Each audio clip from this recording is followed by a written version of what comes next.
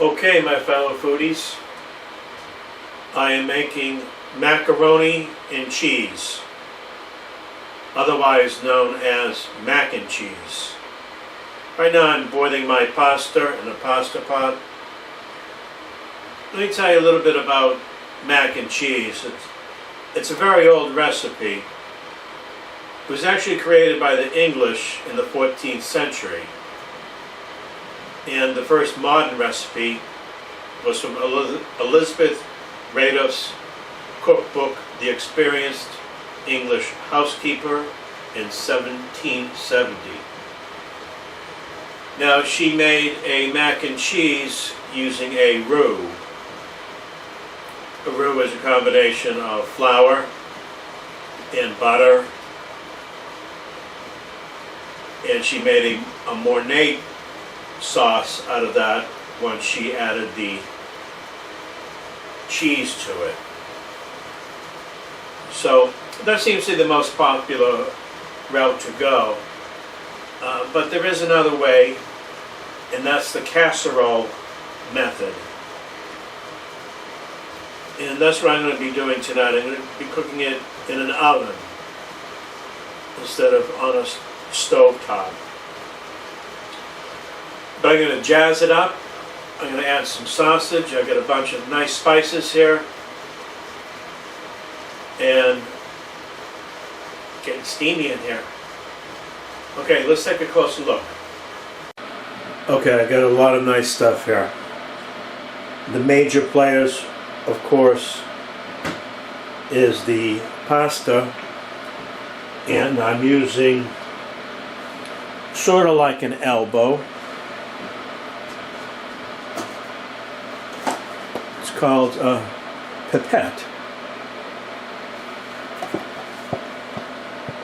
Elbow seems to be the most common pasta for mac and cheese. This is very similar. It has little ridges on it that'll help hold the sauce. I cooked the whole box, 1 pound. Whatever's left over I'll use for soups or put it in a salad, whatever. Okay, traditionally the recipe calls for cheddar cheese. That's what I'm using. Cabot, Vermont sharp cheddar cheese. Now, one thing about cheeses, commercial cheeses, some of them have cellulose in them, which is wood, and I believe wood is really more for termites. So read the label carefully. I don't know. It's FDA approved, but I don't want to eat wood. Do you? Okay, I got some park sausage here. Hot and sagey. But it's not going to be hot and sagey enough for me. I'm adding some red pepper flakes, some sage. I have some onion, some garlic, some cream. Like I said, this is a flourless recipe, and this is a good recipe if you can't tolerate flour. This is the ideal mac and cheese for you. I am going to be putting on some breadcrumbs on top. That's optional. You don't need it, but it's going to be fabulous, folks. Okay, I got a few more minutes on this pasta. I want to make sure that the pasta is cooked al dente because it's going to be finished in the oven, so I don't want it to be mushy because it'll be total mush if I put it in the oven and a half hour later it'll just turn to mush central. So it's going to be al dente. Don't go nowhere. I'm going to go ahead and start cooking off my sausage. This is a whole pound, but I'm not going to use the whole pound, of course. I'll probably save some for a quesadilla, I'm thinking.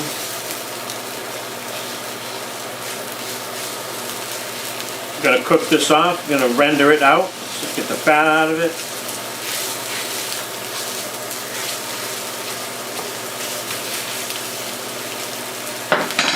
Going to add my sage. Sage is typically found in a sausage mixture. Blends very nicely. Smells great. I'm going to go ahead and add a little black pepper.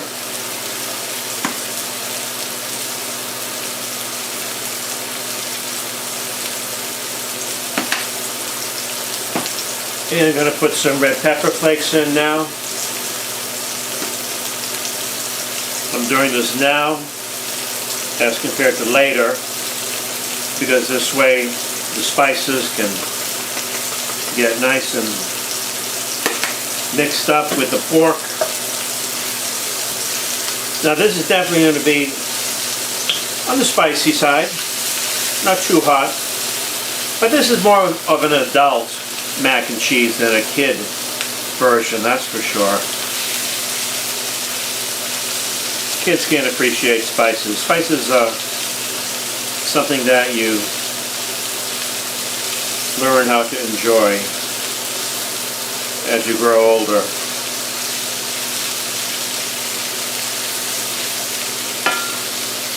Tell you what, this smells really good. You know, just throw an egg on it and have it for dinner. No, just kidding. Alright, I'm going to render that down.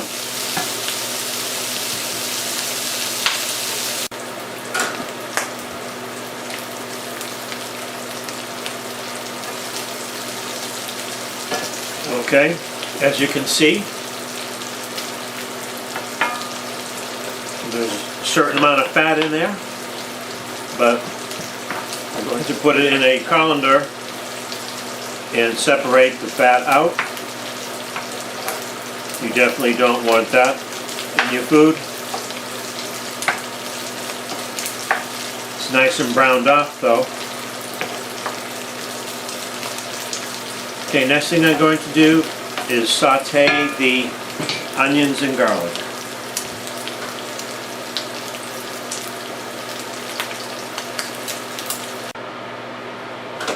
I have 1, 2, 3, 4, 5, 6. 6 pieces of garlic.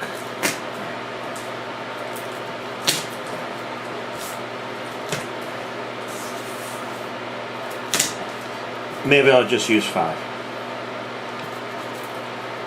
Don't you love garlic? Garlic is in just about any cuisine worldwide.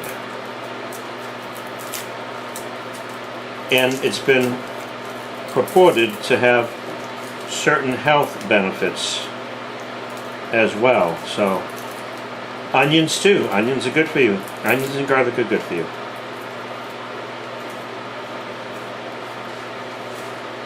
Now, of course, you can go out and buy a packaged mac and cheese. But you know what? That's utterly ridiculous.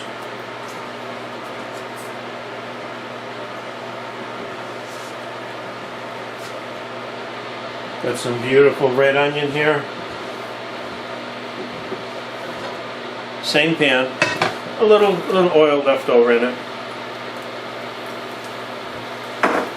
Now, of course, you don't have to use onions and garlic, but I bet they did it during the medieval days. Can you imagine what it would have been like to live back then?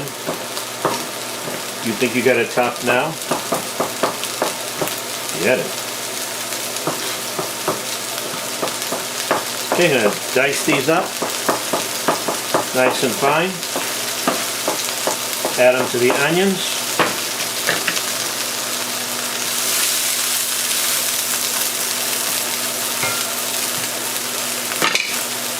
Don't go nowhere.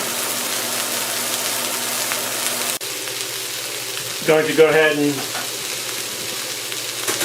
add the sausage back into the onions and garlic.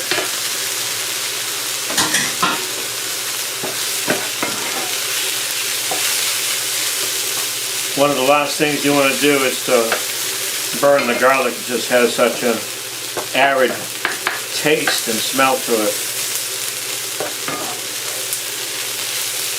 Then mix it up a bit. Okay, going to take this off the heat and keep it aside.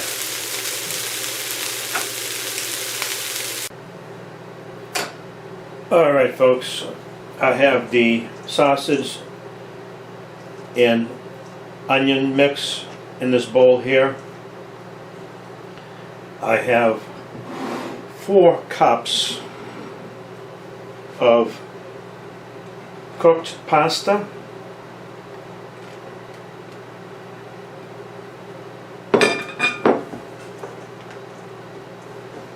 Mix it up a bit. I'm going to go ahead and add my Vermont sharp cheddar, 2 cups.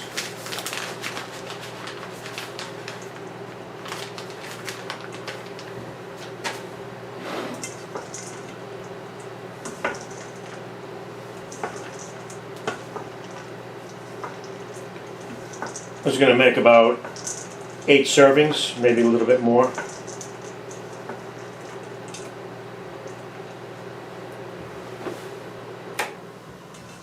Alright, what I'm going to do now, I have 12 ounces of heavy cream, and I have an egg that I whipped into that. It's 12 ounces, cup and a half. And this is going to act as the binder. This is going to be nice and rich and gooey. Those are the criterias for any mac and cheese. Mac and cheese should not be dry. If it's dry, it's done wrong.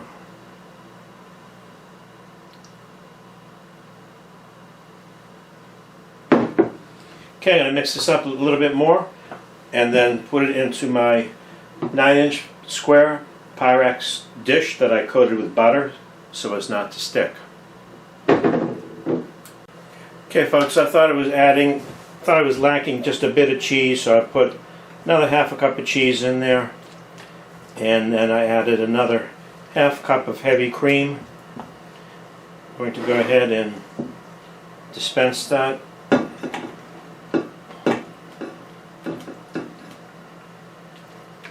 This is about the consistency you want. You don't want it to be soaking wet, but you definitely don't want it to be dry as well.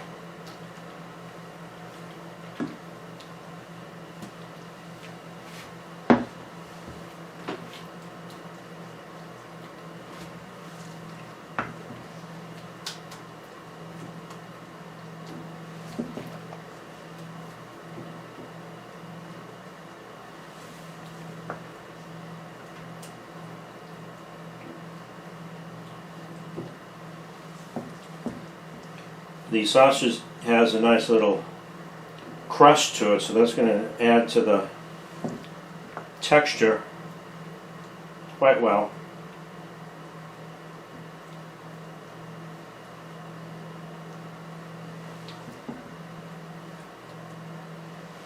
Okay, I have some left over. That's not a problem. I'm going to do something special with that. Okay, I'm going to pop this into the oven. 350 for 25 minutes. I'll check the progress and then I'll add the breadcrumb topping at that point. I don't want to add the bread now because it'll burn.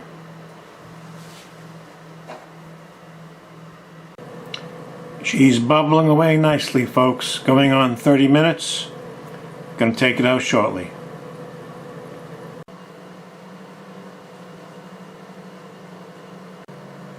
Okay folks, here's your mac and cheese casserole style. I changed my mind folks. I'm not going to put breadcrumbs on top of this because this topping right now looks so beautiful, and I don't want to take the chance of the breadcrumbs making it dry. So it has a very nice appearance, and let's take a look at the inside.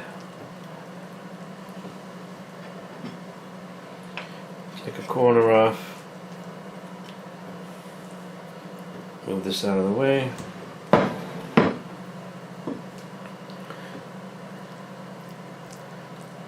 Very nice and creamy, as you can see. Has a nice crunch to it. We taste it.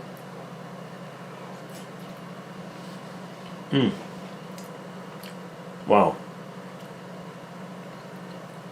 This is so rich. Needs a little salt, but other than that, I think it came out beautiful.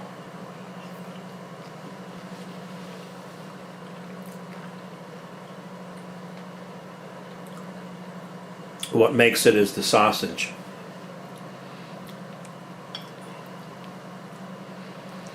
Has a nice crispy coating.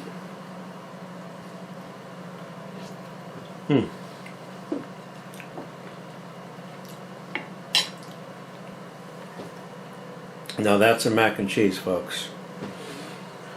I still have the leftover cooking. This is going to be a cute little presentation, so bear with me. Okay, folks, this is the remainder of the mac and cheese. This is served in a mini croquette.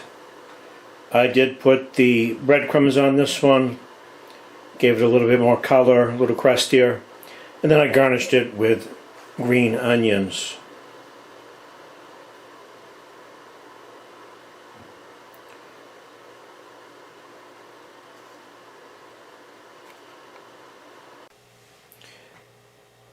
Okay, folks, in case you're wondering how much this cost, the total ingredients were less than $20. It's at least 8 servings, so it's like $3 a serving, so that's pretty good. Okay, thanks for watching. Talk to you later.